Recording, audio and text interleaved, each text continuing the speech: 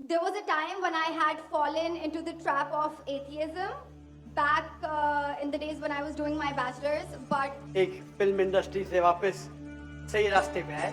अस्सलाम वालेकुम दीन स्पीचेस के मुअज़्ज़ज़ नाज़रीन, जैसे कि आप लोग जानते हैं कि डॉक्टर जाकिर नाइक जो मलेशिया में मुकीम थे, अभी हाल ही में जो है ना वो आए हुए पाकिस्तान, और पाकिस्तान के गवर्नमेंट ने बहुत जो है ना प्रोटोकॉल के साथ उसके 3 जगह पे जो है ना जलसे वगैरह रखे हुए। तो हाल ही में जो पहला सेक्शन हुआ है कराची में, उसमें कुछ सवाल और जवाब हुए। तो उस सवाल जवाबात में एक एथीस्ट औरत ने उससे एक सवाल किया है कि, और उसने बाकायदा बताया कि मैं पहले एथीस्ट थी और आपके बयानात सुन के मैं जो है ना अभी आ गई हूँ इस्लाम के अंदर। तो सवाल उसने कैसे किए और जवाब डॉक्टर जाकिर नाइक ने कैसे दिए, आइए देखते हैं इस वीडियो के अंदर। my name is Yashma Asad Gill and I am an actress. आपका नाम क्या है? Yashma Asad Gill. Yashma सरगिल। Yashma Asad Gill. जी हाँ। Okay, I know the time is limited, but I really want to address your contribution in my journey. There was a time when I had fallen into the trap of atheism back in the days when I was doing my bachelor's, but Alhamdulillah, it was your videos and your lectures that brought me back to my religion and brought my spirituality back to me and my faith back to me. So Alhamdulillah for that, and thank you for coming to my country and especially my city. You've been a mentor and you are my, I'm literally shaking right now, I'm so sorry. Okay, so the question is, pardon me if I say anything wrong because my knowledge is limited, but at the time when I was doing my research and I came across your lectures, there was everything else that I could understand, but one question still remains, which is that this concept of predestination, and then there is this one concept of us human beings and Jannat having free will, right?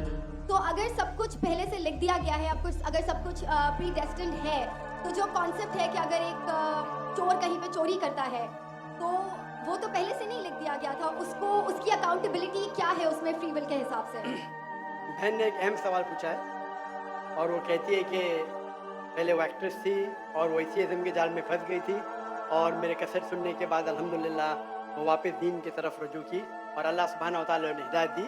उनका main सवाल है कि कदर के बारे में। मैं आपको मुबारकबाद देना चाहता हूँ कि आप एक फिल्म इंडस्ट्री से वापस सही रास्ते पे आए। बहुत मुश्किल है, अगर मीडिया के जाल में फंस जाते तो निकलना मुश्किल है, लेकिन अल्लाह ताला काफ़ी लोग को हिदायत दे रहा है। आपको भी अल्लाह ने हिदायत दी। जहाँ तक ये सवाल है, उनका सवाल है कदर के बारे में, अबाउट डेस्टिनी, फ्री विल, कि अगर अल्लाह सुब्हानहू व तआला ने मेरे तकदीर में लिखा कि मैं शराब पीऊँगा और मैं शराब पीता हूँ, तो कौन जिम्मेदार? अल्लाह। ये सवाल बहुत कॉमन है, लेकिन अक्सर मुसलमान घबराते पूछने के लिए, क्या कोई फतवा न दे दे मुझे, मैं काफिर हूँ। अल्लाह सुब्हानहू व तआला कुरान मजीद में इंसानों को एनकरेज करते सवाल जवाब के, इसलिए कुरान मजीद में आप पढ़ेंगे 333 बार, 323 टाइम्स, 323 बार कहा गया है कुल, कालू, इन लोग ने कहा, और 323 बार अल्लाह कहते कुल, उनसे कहो। यानी कुरान मजीद की क्वेश्चन आंसर बुक है। 323 टाइम्स पूछा गया कि ये क्या सवाल है, अल्लाह बोलता है कुल कहो, कुल। उनने पूछा अल्लाह कौन है, कुल वल्लाहु अहद। तो ये कुल जो है, सवाल करना कोई बुरी बात नहीं, लेकिन ये सवाल बहुत कॉमन है कि हम तकदीर में मानते हैं, ये हमारा ईमान है। तो अल्लाह ताला अगर तकदीर में लिखा कि मैं मर्डर करूंगा, मैं किसका कत्ल करूंगा और मैं कत्ल करता हूं, तो कौन जिम्मेदार? अल्लाह। नौज़ुबिल्लाह। अगर लिखा है मेरे तकदीर में कि मैं शराब पीऊंगा और मैं शराब पीता हूं, कौन जिम्मेदार? अल्लाह। नौज़ुबिल्लाह। इसका जवाब ये है कि हमें समझना चाहिए तकदीर की क्या मानी। और ये सवाल जब मैं दावती मैदान में तकरीबन 35 साल पहले शुरू किया, तो ये सवाल मुझे भी बहुत परेशान करते। किसने पूछा नहीं मुझे, अल्लाह की मदद है, अल्लाह की मदद है, जवाब मिलने के बाद ही लोग पूछते हैं। तो पहले चंद साल काफ़ी तहकीक की, लेकिन जवाब कोई किताब में मिली नहीं। जवाब मिला, फिर मैंने उलमा से पूछा, सही है? तो उन्होंने बोले माशाल्लाह अच्छा जवाब है, अब मैं अभी पेश करूंगा आपके सामने। मैं मिसाल देता हूं कि अगर एक टीचर क्लासरूम में 100 बच्चे को पढ़ा रही है, 1 साल पढ़ाने के बाद इम्तिहान के पहले टीचर बोलती है ये बच्चा एग्जामिनेशन में फर्स्ट क्लास फर्स्ट आएगा, ये बच्चा सेकंड क्लास आएगा, ये बच्चा फेल होएगा। माफ करना, आपको मिसाल बोल रहा हूँ, मिसाल है। और एग्जामिनेशन के बाद ये सही निकलता है, ये बच्चा फर्स्ट क्लास फर्स्ट आता है, ये बच्चा सेकंड क्लास, ये बच्चा फेल होता है। मेरा सवाल है कि जो बच्चा फेल हुआ वो बोल सकता है कि टीचर ने प्रिडिक्ट की, क्योंकि टीचर ने प्रिडिक्ट की क्या मैं फेल होऊंगा इसलिए मैं फेल हो गया, क्या वो बोल सकता है ऐसा? हाँ क्या नहीं? हाँ क्या नहीं? नहीं। टीचर देखती थी कि ये बच्चा स्टूडियस है, बराबर होमवर्क करता है, ज़हीन है, ये बच्चा एवरेज है, ये बच्चा हॉकी खेलता था, क्लास में भी नहीं आता था, पिक्चर देखता था। तो टीचर ने देख के प्रिडिक्ट की, और टीचर अक्सर सही होती है लेकिन इंसान है, गलती भी हो सकती है। इसी तरीके से अल्लाह सुब्हानहू व तआला एक इंसान नहीं है, अल्लाह के पास इल्मे गैब है। अल्लाह को पहले ही पता है आप क्या डिसीजन लेने वाले हैं। मिसाल के तौर पे एक शख्स आता है चौराहे पे, वो 4 में से एक सड़क को चुन सकता है, नंबर 1 सड़क, नंबर 2 सड़क, नंबर 3, नंबर 4। वो चुनता है नंबर 2 सड़क। चॉइस किसकी? चॉइस किसकी? इंसान की। हाँ क्या नहीं? हाँ क्या नहीं?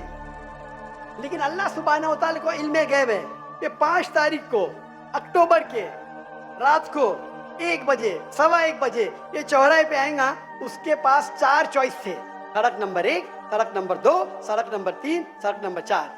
अल्लाह ताला जानते कि ये सड़क नंबर 2 चुनेगा, तो अल्लाह ताला लिख देते तकदीर में पहले ही कि ये इंसान 5 अक्टूबर की रात को 1 बजे 1:15 बजे सड़क नंबर 2 पे चुनेगा। तो सड़क नंबर 2 किसने चुना? अल्लाह ने या क्या इंसान ने? अल्लाह ने चुना या इंसान ने चुना? इंसान ने चुना। तो कौन जिम्मेदार, अल्लाह या इंसान?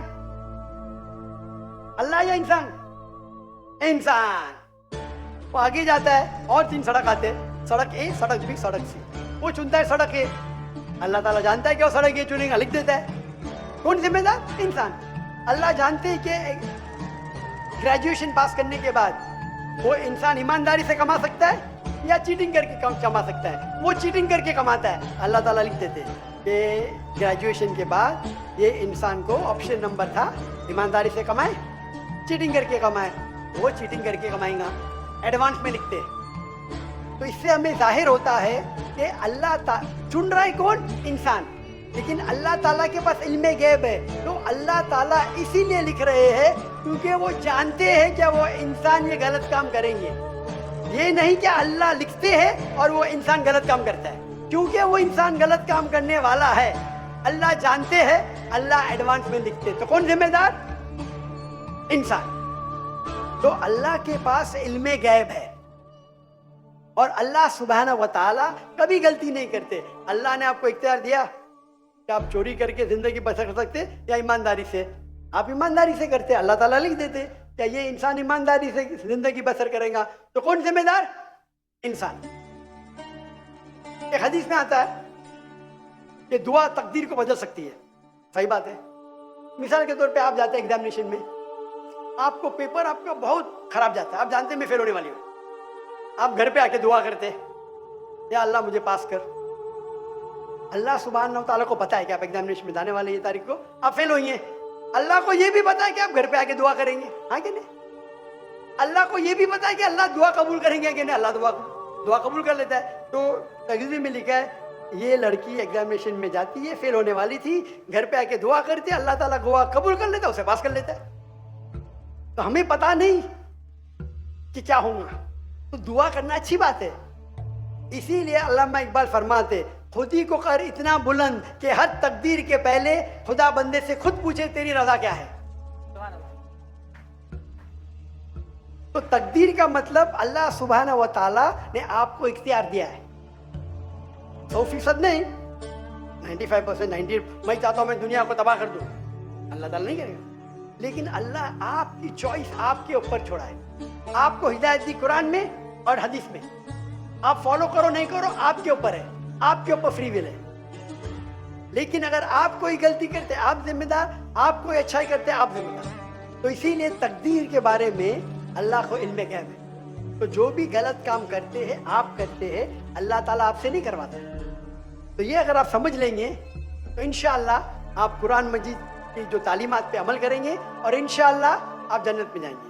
Hope the answer is the question. जी नाजरीन, तो मैं उम्मीद करता हूँ कि इन सवाल जवाबों से आप लोगों को ज़रूर फ़ायदा होगा।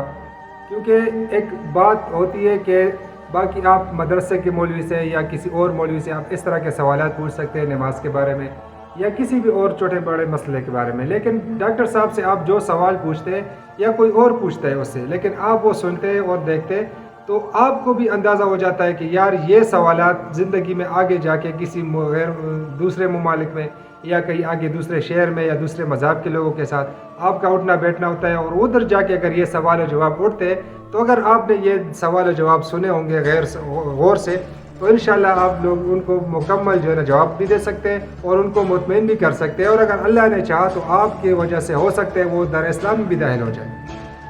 तो मैं भी ये दुआ करता हूँ कि अल्लाह ताला आपको जो है ना इस सवाल जवाब से कोई फ़ायदा पहुँचाए और खुश रहे और अपने कीमती आरा से ज़रूर हमें कमेंट में आगाह करें।